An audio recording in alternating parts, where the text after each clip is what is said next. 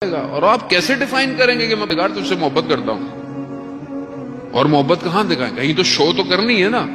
اب آپ کسی سے کہیں میں آپ سے بہت محبت کرتا ہوں، میں آپ سے اطاعت کرتا ہوں، ماں باپ سے میں آپ سے بہت پیار کرتا ہوں، احترام کرتا ہوں، وہ کہیں گے بیٹا میری بات تو سنتے نہیں ہو، احترام کیسا؟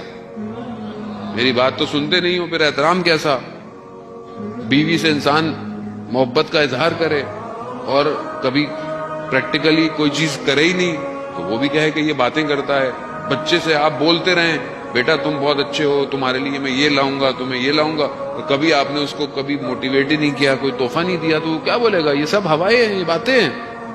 خود پروردگار بھی عمل مانگ رہا ہے کہ بھائی تم اتنے دعوے دار ہو کہ تم میرے علاوہ کسی کو مالک نہیں مانتے اپنا اور اپنے آپ کو میرا بندہ مانتے ہو، تو آؤ آؤ، کیوں منتظر ہوتے ہو کہ کوئی تمہیں خود کہے کہ نماز پڑھی یا نہیں پڑھی؟ کتنی شرمندگی ہو بندے کو، یعنی عاشق کو تو مر جانا چاہیے کہ اگر کوئی یہ کہے اس کو کہ محبوب تمہارا انتظار کر رہا تھا اور تم متوجہ نہیں تھے۔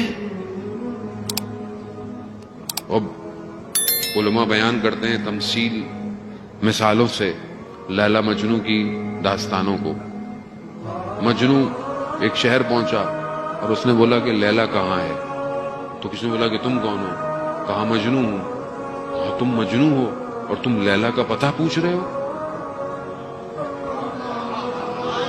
تمہیں تو پتہ ہونا چاہیے، تم کیوں پوچھ رہے ہو؟ مطلب تم مجنو نہیں ہو۔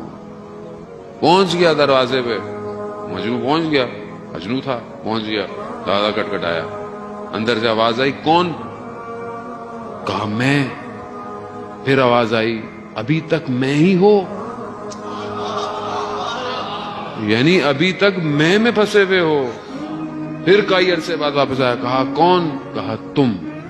یعنی یہاں ختم ہونا پڑتا ہے کہ انسان فنا ہو جائے کس پر؟